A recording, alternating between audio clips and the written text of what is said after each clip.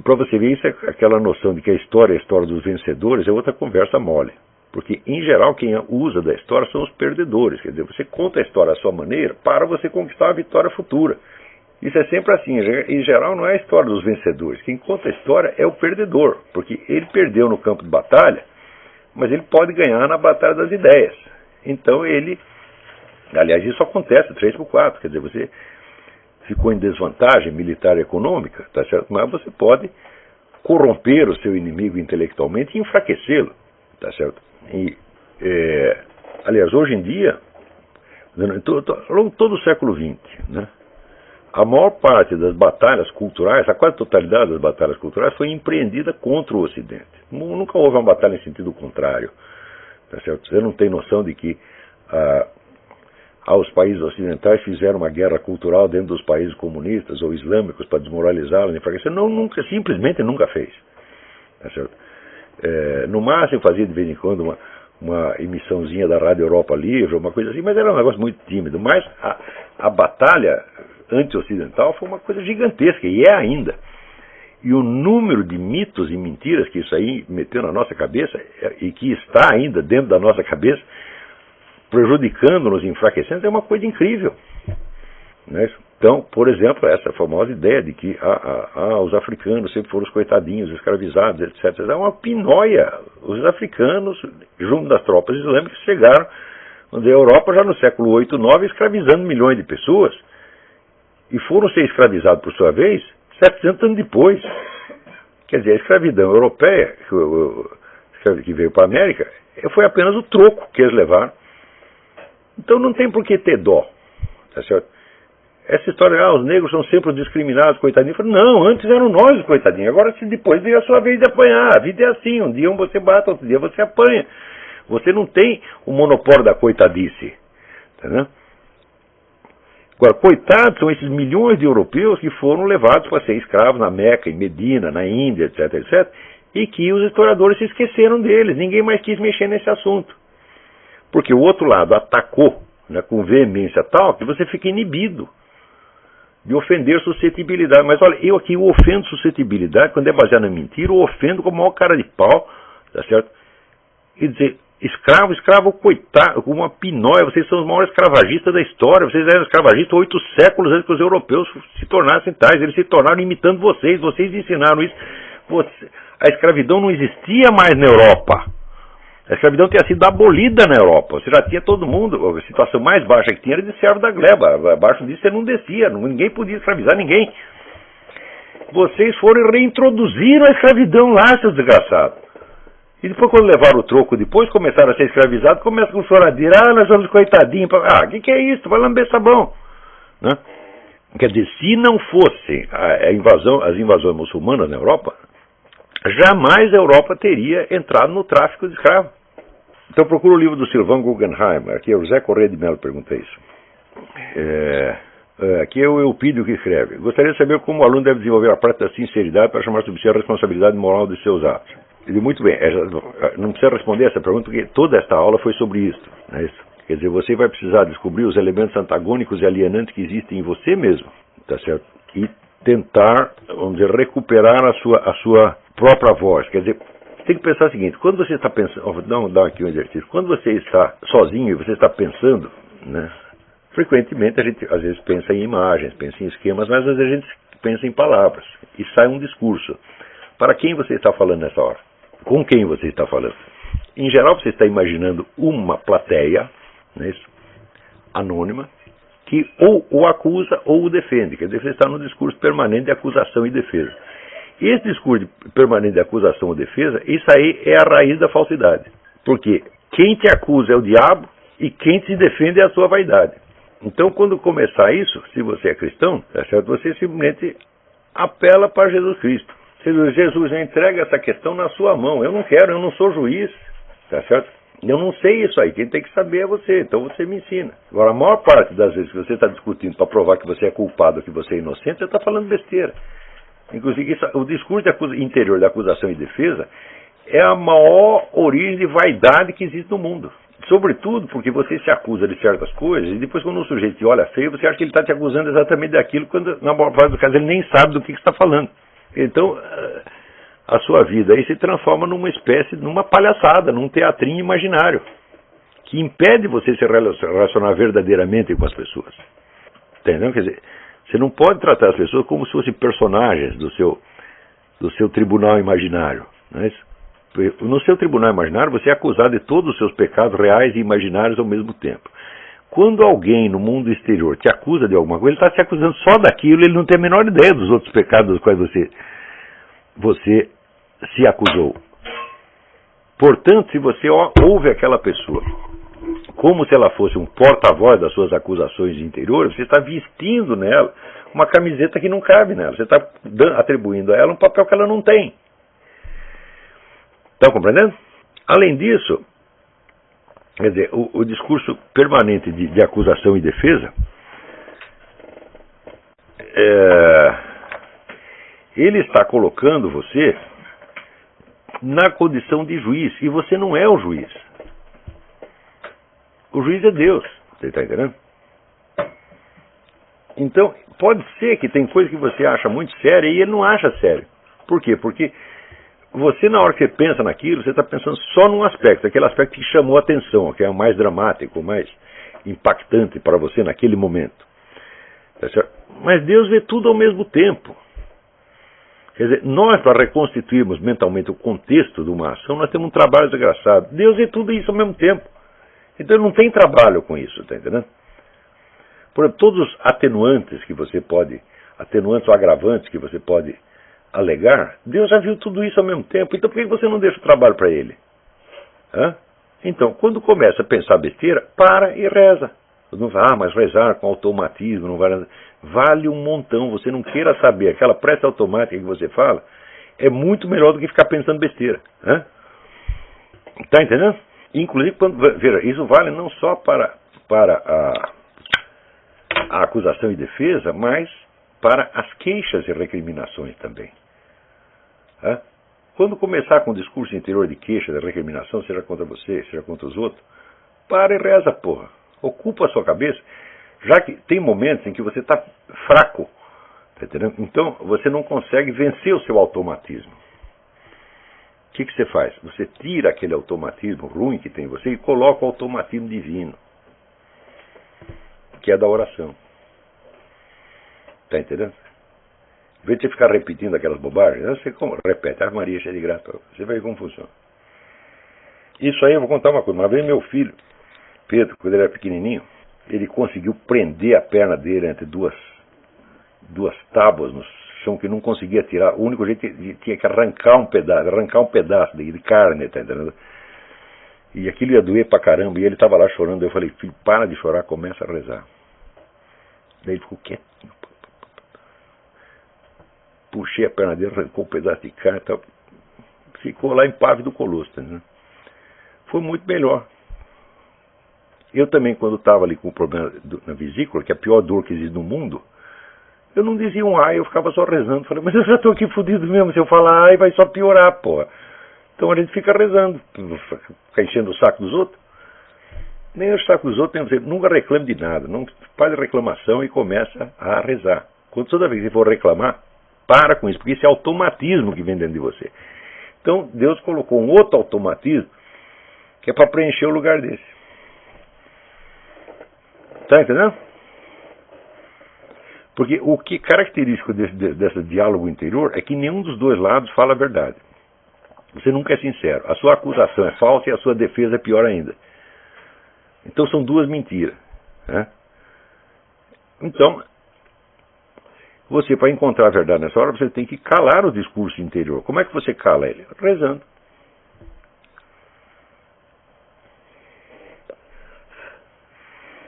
Olha lá, e quanto aqui, o Fernando Moraes. E quanto aos elementos opositivos que paradoxalmente parecem estar diretamente ligados à realização da vocação? Falo sobretudo os canais habituais que servem de suporte social e material à vida intelectual. Maravilha de pergunta, maravilha de pergunta. Isso é isso aí.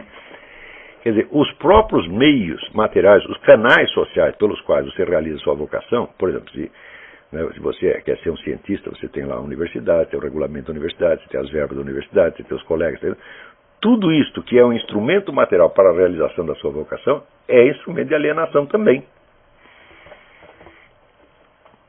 É isso? O que você tem que fazer aí é o seguinte: você tem que pegar aquela sua vocação e compreendê-la na sua pureza essencial. Quer dizer, se você quer ser um homem de ciência, você vai ter que pensar durante muitos anos o que é ser um homem de ciência. Está entendendo? O que é ciência? O que é a ciência, vamos dizer, como valor e meta da vida. Eu estava lendo ontem um livro do Angus Menuge, que é um filósofo novo que apareceu aí, muito interessante.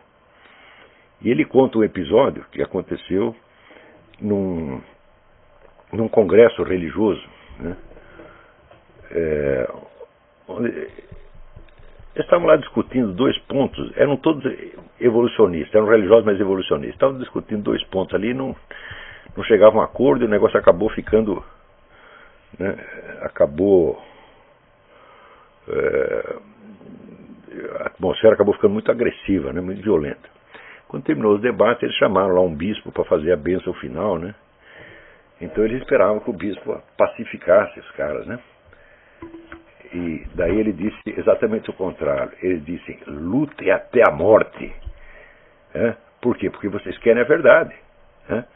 Claro que é bom a boa educação e a paz, mas a verdade está acima disso. Então, aqui nós só vamos chegar a uma conclusão nesse negócio se cada um defender a sua até o fim, você está entendendo? Até para nós encontrar a verdade. Então, lute até a morte. Veja, e o Angus Menuge disse: esse cara virou o meu herói, porque eu queria ser um cientista e ele expressou o que é, vamos dizer, o ideal do amor à verdade. Não interessa, nada mais interessa a não ser descobrir a verdade sobre aquele ponto. Então, esse é um dos componentes, vamos dizer, da ideia de ciência como norma de vida. Mais adiante, eu vou dar uma série de... Teve uma aula que eu já dei antigamente, quer dizer, o que é o ideal de ciência, considerado não como ideal humano, mas como padrão lógico do que é ciência. E esse padrão lógico, por sua vez, ele cria uma norma ou meta de vida. Nós vamos ver isso numa aula posterior. Note bem, é esta ideia pura de ciência que você tem que perseguir e não a realização profissional concreta daquele meio, naquele meio. Está entendendo? Os seus colegas, pessoas em volta, podem nem perceber a diferença, mas você tem que ser fiel a essa ideia e não a eles. Outra coisa, jamais tenha medo de pressão de colega. Esse pessoal, sobretudo universitário, né, que olha você feio e diz: se você não fizer do jeito que eu quero, não te aprova, tá certo? O que você tem que responder para ele? Você para de charlatanismo, senão eu te denuncio, te desmascaro aqui, te pão no chão, desgraçado. Aí você tem que seguir o conselho do Maquiavel: mais vale ser temido do que ser amado. Não tente agradar ninguém. Se você vê que o sujeito está com treta, está com desonestidade, você seja mais forte que ele e o intimide. Faça ele temer você intelectualmente. Mostre para ele que você sabe 1000 vezes mais do que ele e que se ele te encher o saco, você vai desmoralizá-lo. Você vai ver que ele vai te dar 10 até o fim do curso.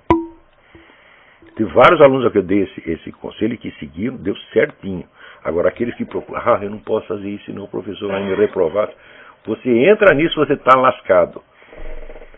Quando a pessoa, muitas vezes eu recebo aqui: eu citei o seu nome, o professor me deu uma bronca, etc, etc. Né?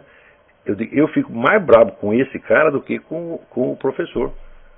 Eu digo: e você não o enfrentou? Você não o humilhou? É o que você tem de fazer.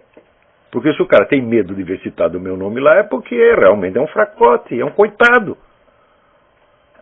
E você vai ter medo de coitado e fracote? Aí você está liquidado, meu filho. Olha, eu, assim, para eu ficar com medo, digo, no mínimo, tá certo? O sujeito precisa me encostar um revólver na cabeça. Mesmo aí eu vou pensar 2 vezes para ver se eu fico com medo ou se eu vou achar algum malefício pro cara. Porque a última vez que o sujeito fez isso, eu só ficava pensando: você vai ver o que eu vou fazer com você depois. Porque o cara estava rolando um processo contra ele, no fim o cara foi parar na cadeia. Foi lá, ele veio me intimidar, fui lá, fiz o testemunho, o cara foi parar na cadeia, é um cara importante. Mas você encostou o revólver na cabeça, você tem direito de ficar com medo.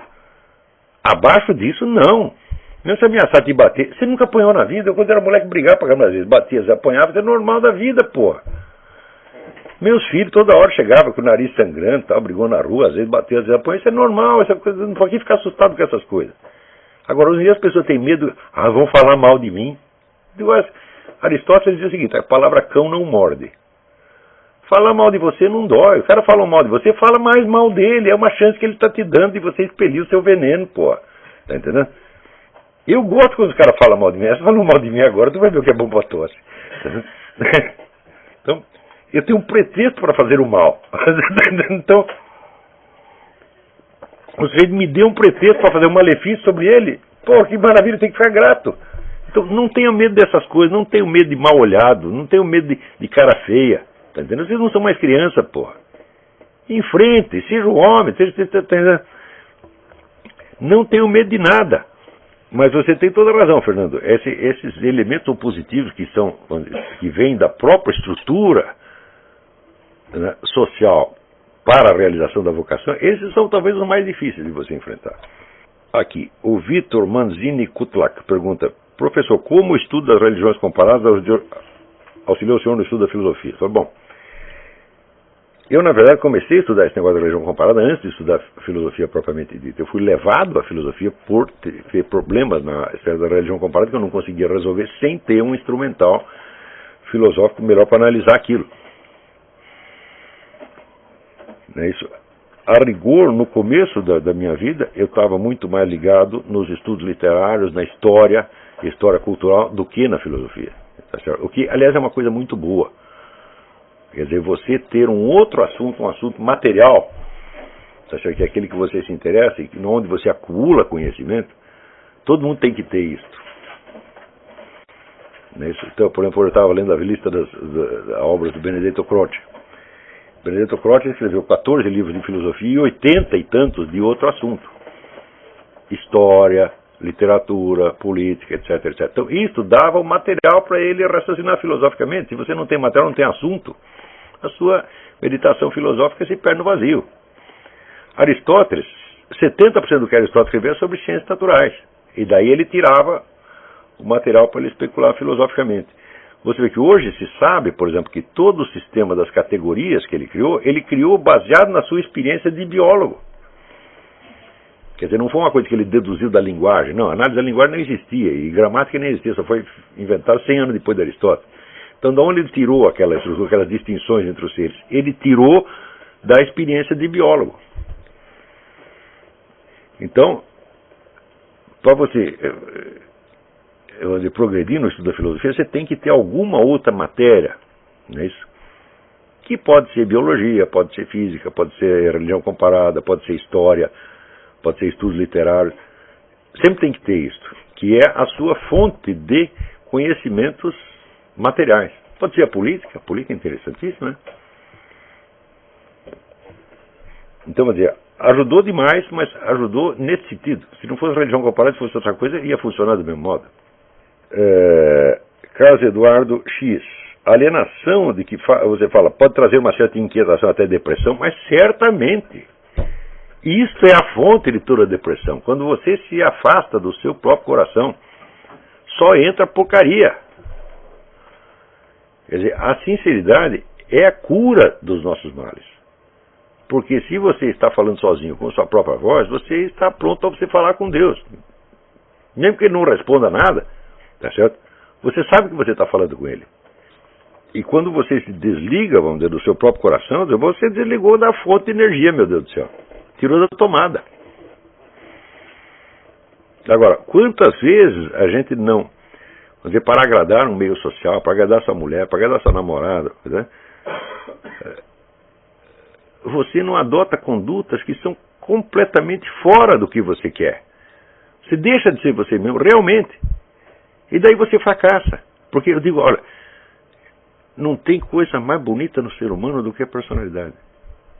Quando é vindo do coração. Quer dizer, você ser você mesmo não é uma obrigação. Se eu pudesse ser uma coisa melhor do que eu mesmo, eu seria. Tá certo? Mas ser você mesmo é um prazer, é um tesão. Você não queira saber a liberdade que isso dá. Entendeu? E você está ciente de que você está agindo diante de Deus, que você está fazendo a coisa com inteireza, com integridade. Tá entendendo? Você não está tentando. Claro que isso não tem nada a ver com sincerismo, com você, vou contar todos os meus podres. Tal. Quando você começa a contar todos os seus podres, você já está fingindo. Porque os podres são aquela parte que você justamente não quer que as pessoas vejam. E se você não quer que as pessoas vejam, você tem que esconder e tem que saber que está escondendo. Então o que você faz? Você mostra para Deus. Fala, Deus, você sabe, eu contei tudo para você, agora esconde, não deixa eles ver.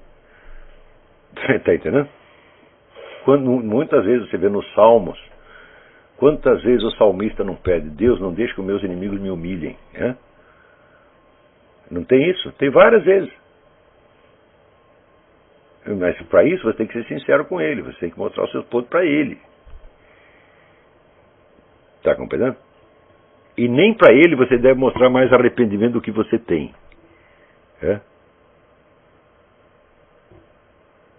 Por quê? Se você se arrepende demais, vira remorso. O remorso é demoníaco. O arrependimento verdadeiro, ele tem uma ponta de alegria e esperança sempre, tá entendendo? Então nunca é um negócio desesperador. Está compreendendo? Então, na Igreja Católica diz para você confessar os seus pecados de maneira genérica e sumária. Não é para você dar muito detalhe, é para você não se deprimir e para você não dar mau exemplo para o padre. Você começa a escrever seus pecados, o padre pode dizer, opa, isso aí é interessante, eu vou fazer também. Não é só por isso, é para você não se deprimir, para não deprimir o padre, tá entendendo? Não, você não detalhar coisas degradantes, nem para o padre você faz isso, tá compreendendo? Porque Deus está vendo tudo, você está lá falando para o padre, né? Você não está informando a Deus naquele momento. Deus já está sabendo, tá certo? Então, para que você fala para o padre? Para conferir um valor ritual àquela coisa, porque esse, como o padre pertence à sucessão apostólica, ele tem uma autoridade, aqui unir na terra estará unido no céu, que desligado na terra estará desligado no céu. Então ele te reintegra de novo na comunidade católica. É só para isso, mas não é para informar a Deus. Deus já está sabendo a coisa inteira. Então você fala o nome do negócio, quer dizer, bastou você dar aquele reconhecimento, eu fiz tal coisa, né? Comi a mulher do próximo, não precisa dizer, comi a mulher do fulaninho que mora na rua tal, número tal, né? Não é assim, né? Não diz quem é o próximo, tá? Então, quando você confessa, Deus já sabe daquilo e ele já prometeu o perdão no caso da confissão. Então, o arrependimento sincero nunca é um desespero profundo. Não dá para ser. Porque o desespero profundo pressupõe que você está condenado, né? Mas você já não pode chegar para Deus e dizer, condene-me. Não é isso que você está fazendo. Então, o arrependimento é sempre uma coisa equilibrada, racional, mas moderada, tá entendendo? Nunca é um desespero, né? Na biologia diz que a ontogênese repete a filogênese. Podemos fazer uma relação dessa natureza no que diz respeito à frase Lavelle? O que ele está falando para o plano pessoal vale para o plano social?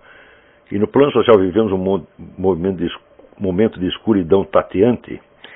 Olha, toda analogia entre o indivíduo e a sociedade é um problema. Problema terrível, porque inclusive quem disse que a ontogênese repete a filogênese foi Haeckel. Ernst Haeckel, um dos maiores charlatães da história da biologia, né? Então não é certo que a ontogênese repete a filogênese, é uma imagem que quer dizer, ele diz a origem da espécie repete a história do indivíduo, a história do indivíduo repete a história da espécie. Essa é uma imagem, é uma metáfora, não é uma verdade literal. E toda analogia entre o indivíduo e a espécie, ou entre o indivíduo e a humanidade, é uma coisa terrível. Porque você vê, nas aulas que eu dei sobre o movimento revolucionário, eu dizia assim que o movimento revolucionário toma um futuro hipotético como certeza e, em nome dele, concentra poder para mudar a vida presente. Não é isso? Agora, na nossa vida pessoal é exatamente o que nós fazemos. Se eu tenho um plano, eu quero chegar lá, né? Eu concentro o meu poder para poder realizar o que eu quero. Então por que isso seria errado no plano da sociedade? É muito simples. Porque a vida individual, tudo que você planeja na vida individual, você planeja em função de uma expectativa de vida que você sabe que tem uma duração máxima predeterminada. Não é isso? Você tem um prazo de vida, e desse prazo você tem que resolver as coisas. Agora, a história não tem prazo. Então a analogia falha. Está compreendendo? E, sobretudo, a grande falácia revolucionária é que nós vamos chegar a uma mutação, e essa mutação será um estado perfeito, definitivo. Eu falei, isso não pode existir, porque no dia seguinte da sua bela mutação vai ter outra, e outra, e outra, e outra, e outra. Então isso não vai terminar. Quer dizer, nós não sabemos o prazo de vida e, portanto, nós não podemos fazer planos para o futuro da humanidade como fazemos plano para o nosso próprio futuro. Está entendendo? Quer dizer, aquilo que na escala do indivíduo é inteiramente normal, na escala da sociedade se torna anormal porque você está colocando, vamos dizer, uma escala de tempo, está colocando nela uma escala de tempo que é a da vida individual e que não vale para ela. Está compreendendo? No entanto, o critério que eu falei da sinceridade, ele também vale para a sociedade até certo ponto. Porque há uma quantidade mínima de sinceridade circulante que uma sociedade precisa ter para que as suas lideranças encarem os problemas com certo realismo e possam tomar decisões que sejam mais ou menos razoáveis. Se não há isso, se todo mundo começa a mentir ao mesmo tempo, né, então todas as decisões são loucas, todas são alienadas. Isso existe sim. Né? Mas, vamos dizer, mas não é a sociedade em si que está mentindo, é um certo grupo de pessoas. Por exemplo, principalmente a intelectualidade, a classe falante. Se a classe falante toda começa a mentir, fala, bom, enlouqueceu os outros, coitados. Por exemplo, você pega aí o seu Lula, o seu Lula jamais teve uma ideia na vida. Tudo que entrou na cabeça dele entrou através praticamente de duas pessoas, que é o Frei Beto e o Emir Sader. Ele não aprendeu nada com mais ninguém. Tá certo? Então, o Lula é os pensamentos do Emir Sader transformados, do Emir Sader e do Frei Beto transformados em poder político. Tá certo? Então, inevitavelmente, trazem em si todo aquele coeficiente de falsidade, de histrionismo que é próprio desses dois. Então, vamos dizer, são pessoas que vivem da ocultação, e por isso mesmo o governo brasileiro vive da ocultação. Quer dizer, essa ocultação do Foro de São Paulo, quer dizer que acima do governo brasileiro existe um outro órgão decisório que manda nele, decide o que ele vai fazer e decide o que os outros governos da América Latina vão fazer. Quer dizer, eles criaram um poder que não é secreto, mas eles agem como se fosse, eles fingem que é secreto. E daí todo mundo acaba agindo como se aquilo fosse secreto mesmo, quando na verdade não é. Então, entramos no reino da palhaçada. Não sabemos mais quem manda em nós. E é proibido falar. Todo mundo sabe, mas é proibido falar. Então virou o famoso segredo de Polichinelo. É aquele segredo que todo mundo sabe. Né? Então é claro que isso aí é uma palhaçada, é um estado extremo de alienação. Isso acontece sim. Na última aula houve uma queda justamente quando o tema do voto de abstinência em matéria de opiniões ia ser comentado. O curso está brilhante, parabéns, obrigado. É de Trevisan. Bom, o voto de abstinência em matéria de opiniões era isso que era, na verdade, é o tema que será da próxima aula, que é o tema do que a gente chama o repertório da ignorância. Eu acho que hoje não vai dar muito tempo da gente abordar isso aí. Mas é o seguinte, tudo aquilo que nós conhecemos, ou que imaginamos conhecer, tem dentro de si um coeficiente de desconhecimento ou de ignorância que faz parte da própria natureza da coisa. E, por exemplo, você pode olhar uma pessoa desde fora, o corpo humano, e você pode também, né, colocá-la numa mesa de cirurgia, abrir a barriga dela e ver como os órgãos estão funcionando por dentro. Agora, você não pode fazer as duas coisas ao mesmo tempo. Tá certo? Quer dizer, você conhecer uma dessas coisas implica você desconhecer a outra no mesmo momento. Esse coeficiente de desconhecimento faz parte da estrutura da realidade. Não há nenhum objeto no mundo que possa se mostrar a nós sob todos os seus aspectos ao mesmo tempo. Ele tem que mostrar alguns aspectos escondendo outros.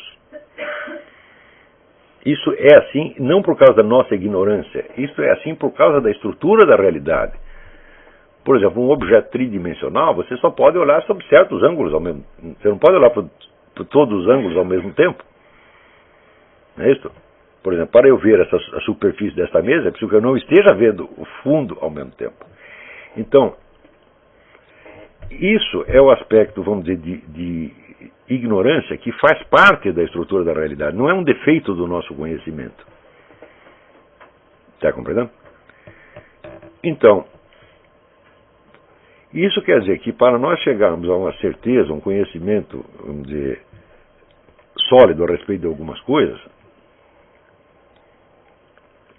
nós precisamos distinguir muito bem o que é, no objeto, o coeficiente de desconhecimento intrínseco dele e o que é fruto apenas da nossa ignorância. O que nós ignoramos dele, mas que nós deveríamos saber, e o que nós ignoramos, porque ignorá-lo faz parte da estrutura do objeto mesmo. É isso. Para fazer isto, você precisa um dia fazer um negócio que é o repertório da sua ignorância. Que é você fazer a lista daquilo que você precisaria saber para você compreender as coisas que você quer compreender. É isso. E esta lista acaba virando um programa de estudos mais tarde. Tá certo? Como, por exemplo, se você ler as reflexões autobiográficas do Eric Feiglin, você vai ver que desde muito cedo ele colocou para si o problema dos movimentos ideológicos de massa.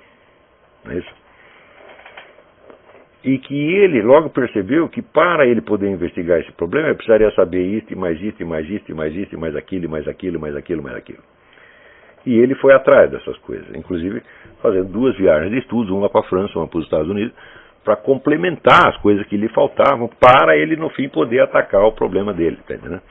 É claro que à medida que ele foi investigando, a lista foram entrando novos itens na lista. Não é isso? E também algumas coisas que pareciam importantes no começo acabaram revelando que não tem importância nenhuma, mas é assim que se faz. Tá certo? Então, ao propor o exercício do repertório de ignorância, que vai ser na próxima aula, não vai ser nessa, não sei nem se é a próxima ou a segunda, nós vamos ver que uma coisa fundamental para você controlar a qualidade e a quantidade do que você conhece, é necessário você reduzir o número de opiniões que você tem. Porque as opiniões, elas passam por nós, elas vêm às vezes da mídia, vêm de um vizinho, você não sabe de onde, e passam pela sua boca, e daí a partir da hora que você as emitiu em voz alta, elas começam a compor a sua autoimagem, e só vão te atrapalhar. Tá certo? Então você tem que reduzir aquilo, para você ter um controle melhor do que você conhece e desconhece. Quais são as suas áreas de ignorância no sentido humano, quais são as áreas de ignorância que são inerentes à estrutura do objeto. Quer dizer, você simplesmente saber o que você tem de ignorar para conhecer certa coisa já é saber muito. Né?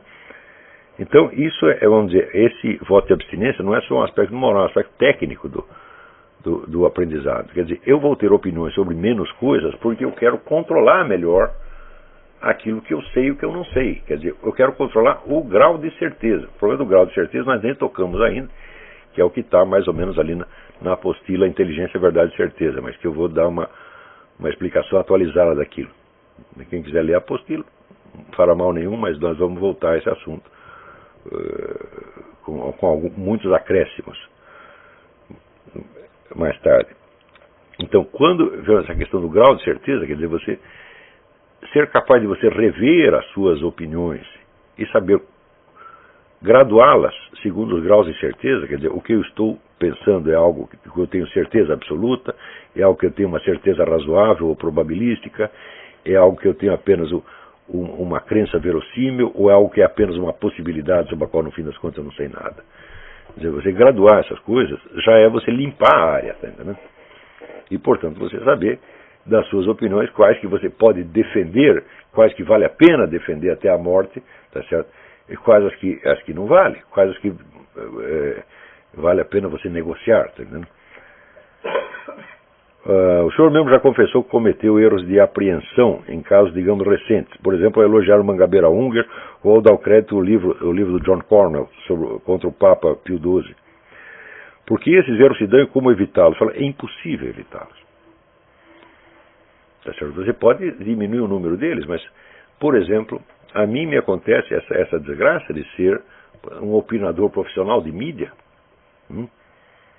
que é uma coisa que eu faço em parte porque não tem outras pessoas falando o que deviam falar, e em parte como uma atividade profissional para eu pagar minhas contas, tá certo?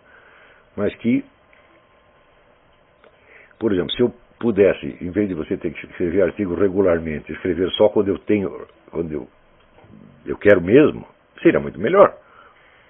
Mas como a gente está toda hora emitindo opiniões, você vai errar necessariamente. Né? Agora, o que eu acho bonito é quando às vezes a pessoa descobre um erro de detalhe, né? Por exemplo, uma notícia que ou eu li errado, pegou na fonte errada. Né? Tem uns camaradas que eles procuram isso nos meus escritos assim, com uma avidez, e quando eles encontram, eles ficam tão satisfeitos, mas tão satisfeitos. Né? Essa semana teve um que eu tinha escrito o negócio das camisinhas, né, que o Papa tinha razão no negócio das camisinhas, porque um biólogo americano que pesquisou o assunto disse que ele tinha, daí o sujeito disse, não, você é um charlatão, porque no dia seguinte o cara atenuou o que disse e tal. Eu falei, mas como é que eu lendo uma entrevista do cara de tal data eu posso comentar o que ele disse na entrevista seguinte? Eu falei, não é possível. Né? Você falou que as camisinhas não protegem nada, e o cara falou que elas podem ajudar alguma coisa. Eu digo, bom, mas eu disse que elas não protegem nada, eu não disse que elas não podem ajudar em nada. Eu disse que às vezes, claro, às vezes elas podem funcionar, eu não nego. O que eu disse é que elas não protegem. Proteger é uma coisa, ajudar é outra. E o que o biólogo falou? O biólogo falou, não, elas podem servir como backup prevention. Isso é um backup. Backup é em última instância. Primeiro você faz isso, segundo você faz isso, terceiro você faz isso, e também, por via das dúvidas, use camisinha. É certo? Mas o camarada ficou tão bravo comigo, tão bravo, disse, você é um canalha, você não é filósofo coisa nenhuma. Quer dizer, eu escrevi na minha vida uns 40 mil páginas, dei horas e horas e horas, centenas de horas, milhares de horas de aula, né? E o sujeito pega uma coisa que eu escrevi sobre camisinha, e mesmo que tivesse errado, ele disse, você não é filósofo coisa nenhuma, você é um canalha. Eu digo, mas é um negócio tão desproporcional, né? Mas podia estar errado, eu podia estar errado realmente naquilo. Mas mesmo que estivesse errado, eu falei, bom, não é um problema muito grave. Se você está errado, você corrige no artigo seguinte, ou corrige mais dia, menos dia. Né? Não é um problema muito grave. Grave é se você sabe que você errou e você continua disfarçando para não passar vergonha. Passar vergonha você vai passar de qualquer jeito, pô. Mesmo se você estiver certíssimo em tudo que você disse. Né? Sempre vai ter gente querendo te envergonhar, sempre vai ter gente querendo te humilhar. Isso não é um grande problema. Então é só você corrigir a coisa, né? E pergunta se erros são inevitáveis pela necessidade de escrever e divulgar escrito continuamente. É exatamente isso. O coeficiente de erro do jornalismo é muito alto. E o coeficiente de erro nos meus artigos é muito menor do que no jornalismo em geral. É muito menor do que qualquer outro colunista que eu conheço. Mas muito menor. E mesmo assim, mas existem os fiscais do Olavo. O Olavo tem que estar 100% certo em todos os detalhes, porque senão ele está errado em tudo. Então aqui, André Marco pergunta, poderia explicar melhor o sentido que o senhor usa a palavra alienação? É o mesmo do Wegener? Não, eu estou usando um sentido muito mais genérico e que não implica ainda um esclarecimento crítico do conceito. Mas, de modo geral e vago, eu entendo a alienação, vamos dizer, como uma recusa da estrutura da realidade. Quer dizer, o indivíduo começa a viver num mundo de sua própria invenção. Mundo de sua própria invenção que pode ser de invenção coletiva do seu grupo, tá certo? E formado apenas, vamos dizer, das convicções que ali vigoram, convicções ou hábitos que ali vigoram sobre isso ou sobre aquilo. A coisa mais característica, mais universalmente característica da estrutura da realidade, um pouco importando o restante da sua descrição, é que a realidade não é conhecida no seu todo. E que esse coeficiente de desconhecimento faz parte da própria estrutura da realidade. Isso não é, vamos dizer, se é a coisa que nós desconhecemos, não é por causa de um estado provisório da nossa ignorância. A possibilidade de nós termos um conhecimento total, ela simplesmente não existe. Nós não podemos ter um conhecimento total, por quê? Porque a nossa vida tem um limite. Somente um ser eterno pode ter conhecimento total. Tá certo? Somente um ser eterno, universal, absoluto, pode ter conhecimento total. Então, a limitação do nosso conhecimento é inerente não só à nossa condição, mas à própria estrutura da realidade. Por quê? Porque a nossa condição faz parte da estrutura da realidade. Ademais, se eu não posso conhecer tudo dos objetos, isso não é só uma limitação minha, mas é uma limitação deles próprios. Quando eu digo que eu não posso, né, olhar uma pessoa se movendo pela rua e ao mesmo tempo estar examinando abrir a barriga dela para abrir os órgãos internos, não é só que eu não posso fazer isso, ela também não pode. Né? Ela não pode estar andando pelas ruas e ao mesmo tempo abrir essa barriga e vai me mostrar seus órgãos internos. Então isso não é uma limitação do meu conhecimento, é uma limitação simultânea e, vamos dizer, correlativa do conhecimento e do ser. Está compreendendo? Portanto, essa limitação, esse coeficiente de desconhecimento, coeficiente de mistério, ele faz parte da estrutura da realidade. E quando você não aceita isso, ou você não aceita, ou você rejeita conscientemente, ou você, sem rejeitá-lo conscientemente, sem rejeitá-lo verbalmente, você age, procede como se ele não existisse, você está alienado, você está fora da realidade, você está vivendo num mundinho inventado por você, onde tudo é conhecido. E onde tudo aquilo que é desconhecido é apenas um estado provisório, um defeito provisório a ser corrigido amanhã ou depois. Esse mundo não existe. Está compreendendo? Então, veja, a maior parte da ideologia científica que hoje circula por aí, ela sempre parte disto, de que tudo que nós desconhecemos resulta apenas, vamos dizer, de uma situação provisória que a ciência corrigirá amanhã ou depois. Isso é absolutamente falso. Isso aí não tem nada, desculpa, isso é. O simples fato de que a ciência possa conhecer amanhã o que não conhece hoje, já mostra que o coeficiente de desconhecimento é permanente. Porque quando a ciência conhecer outras coisas amanhã, terá outras que ela vai continuar desconhecendo. Ou pior, haverá coisas que ela pensava que compreendia numa etapa anterior, que ela percebeu que não compreende. Então, nunca se pode dizer que o estado de desconhecimento ou de ignorância é provisório. Ele não é provisório, ele faz parte da estrutura da realidade. Então isso significa que a posição real do ser humano perante a realidade é a de uma criatura que tem uma certa área de conhecimentos, tá certo? E que tem uma outra área de ignorância, de trevas, de desconhecimento, com o qual ela tem que lidar. E há uma certa, vamos dizer, sabedoria ou capacidade que nós temos de lidar com esse desconhecimento. Por exemplo, quando você está dirigindo um carro no meio de uma estrada, vem vindo vários carros, você não sabe o que eles vão fazer. Você nunca sabe. Né? Você não controla o fluxo dos carros. E, no entanto, você sabe se articular com esse elemento desconhecido. Não é isso? Nas nossas relações humanas, nós nunca sabemos como as pessoas vão reagir ao que nós fazemos ou falamos. Nós nunca sabemos. E, no entanto, nós sabemos agir, nós sabemos nos posicionar perante esse elemento desconhecido. Então, assim como na vida diária, na vida prática, nós temos essa situação onde lidar com o desconhecido, né, faz parte do seu encaixe efetivo na realidade, do mesmo modo que diz respeito à concepção geral da realidade, nós também temos que ter a mesma coisa. Ora, o que nós chamamos de ideologia científica hoje é uma coisa que não reconhece a existência do desconhecido e do desconhecimento como parte integrante da realidade, mas apenas como etapa provisória a ser idealmente vencida amanhã ou depois, o que é absolutamente falso. O que significa que a ideologia científica, na sua totalidade, está fora da realidade, embora possa estar encaixada com a realidade neste ou naquele ponto em particular. Está compreendendo? E é por isso mesmo quando as pessoas dizem concepção científica do cosmos, eu digo, isso é uma estupidez. Não pode haver uma concepção científica do cosmos. Porque a ciência só pode falar daquilo que ela conhece. Né? E aquilo que ela conhece, se você somar tudo que todas as ciências conhecem, você não compõe um mundo. Né? Não tem um mundo completo ali.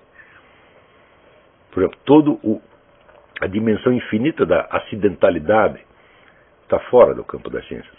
E sem a acidentalidade não há realidade. Portanto, vamos dizer, a antiga concepção religiosa, ela é muito mais realista, muito mais encaixada na realidade do que a concepção científica. A concepção científica é essencialmente alienante. Então, alienação é colocar-se fora do sentido da realidade. Esta alienação, ela pode chegar ao cúmulo do sujeito se alienar da sua própria realidade.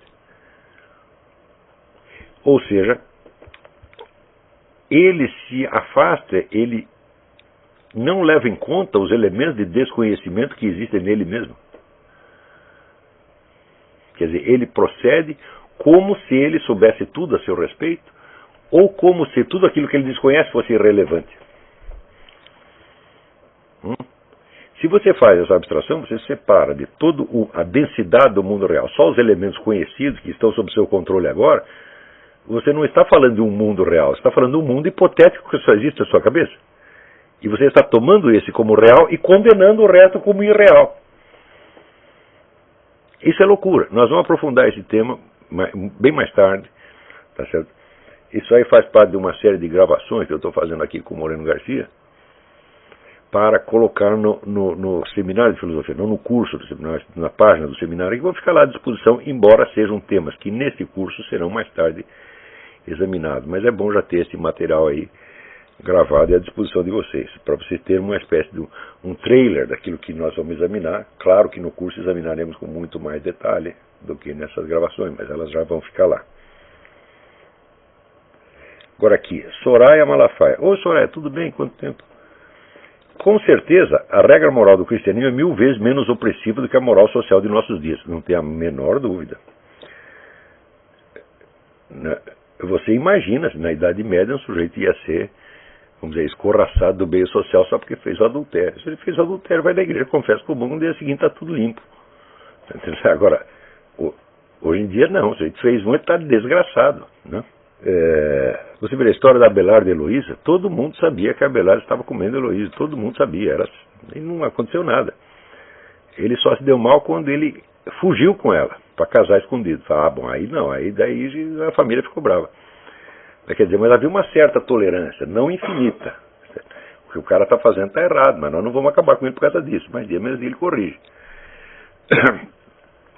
Então, uma esperta incorporação da moral cristã pelo Estado moderno. Sim, o Estado moderno, que é leigo, ele pega da moral cristã tudo aquilo que lhe interessa para aumentar o seu poder sobre os cidadãos. Quer dizer, de que vale um guiamento moral obedecido só por medo? Ela tem toda a razão, não vale absolutamente nada. Quer dizer, é medo do juízo final, é medo de Deus? Não, é medo da polícia, é medo do juiz, é medo do falatório. Todos esses deuses e ídolos, você obedece a eles muito mais do que Deus. Está entendendo? Aqui em São Paulo vigora agora a lei de não fumar em locais fechados. Você vê que coisa feia fumar em locais fechados, você pode matar as pessoas, né? Eu quantas vezes não vi puxar um cigarro, antes de acender já de meia dúzia começava a tossir. Eu falei, mas peraí, eu não acendi ainda, espero pelo menos acender para poder matar você, né? É claro que isso é uma paranoia, e isso é feito para quê? O Estado explora, sobretudo, vamos dizer, as pessoas que são mais medrosas, tá certo? E mais fofoqueiras, mais malignas, mais propensas a se fazer de vítima. O Estado é louco para encontrar pessoas que se fazem de vítima, para ele oferecer para ela uma proteção contra as outras. E manter todo mundo em estado de mútua suspeição. Você está entendendo? Para dividir para reinar. Então você cria aí um problema entre a parcela fumante e a parcela não fumante. E a parcela não fumante se considera agora vítima. Se fuma aqui, nós vamos morrer. Não é isso? Quer dizer, a história do fumo passivo, presta atenção, fumo passivo não existe. Não existe. Não existe. Todas as estatísticas publicadas sobre isso são empulhação. Porque as estatísticas verdadeiras, a própria Organização Mundial de Saúde publica em publicações técnicas, escondendo do público geral. Né? Você vai ver, por exemplo, depois que o número de fumantes na Califórnia diminuiu para 1/3 do que era, o número de casos de asma multiplicou por 4. Então como é que você vai dizer que o fumo causa asma, meu Deus do céu? E assim por diante, tudo isso é empulhação, empulhação. Quer dizer, nem o fumo direto, quer dizer, não estou falando quanto mais o fumo passivo, né? E assim por diante. Até nas páginas da forces.org, eles publicam tudo que os outros escondem, eles vão lá, pegam os documentos e publicam. Não me surpreenderia ver alguém cheirando cocaína, acendendo um baseado, uma pedra de crack ou injetando uma droga endovenosa após um almoço, jantar, lanche ou cafezinho. Estamos a um passo disso. Mas é evidente que quando você vai ver as forças que apoiam o movimento antitabagístico são as mesmas que apoiam a liberação de drogas pesadas. Exatamente as mesmas. Por que você acha? Eles querem, vamos dizer, fazer a humanidade trocar de vício. Aqui tem um vício que não induz o sujeito a um comportamento antissocial, né, mas induz o sujeito a raciocinar. Quer dizer, o fumo é o vício típico da época em que começam os debates democráticos. Né? Quanto mais fuma, mais fala. Agora eles querem outro tipo de pessoa. Eles querem aquele bando de inúteis, coitados, né, que estão lá morrendo, né? Então, sempre as portas da morte, e que estão sempre necessitados de socorro do Estado. É isso que eles querem, por isso querem liberar a droga, proibir o tabaco. Dias passados fui almoçar após o pedir trabalho com um grupo de colegas de trabalho. Fazia calor. Padre, foi a única a pedir um chopp. Os outros pediram timidamente um refrigerante e me olhavam com admiração. Quer dizer, olha, é o bom mocismo obrigatório. Você não pode fumar, não pode beber, tá certo? Você não pode falar com voz de homem, porque é ofendido. Hoje em dia todo mundo tem que falar tão suavezinho. Porque se você falar com voz de homem, a pessoa pode se assustar, você não quer assustar ninguém. É horrível isso. Eu que já estou com 61, que eu já vivi, vamos dizer, 3 gerações, eu vejo como essas coisas foram mudando. Eu vejo como as pessoas se tornaram monstruosamente covardes, fracas, né? A um ponto, vou dizer, que na minha época, um cara covarde como os de hoje não sobreviveria. Não sobreviveria, você estaria liquidado. Agora, hoje é o contrário, né? Você não pode ser valente, não pode ser um cara decidido, né? Não pode nem falar em certos tons, porque as pessoas se ofendem. Então, é todo mundo se comportando como se estivesse, vamos dizer, com medo de ser acusado de alguma coisa. Quer dizer, que mundo é esse, pô? Como é que vocês aguentam viver nessa porcaria?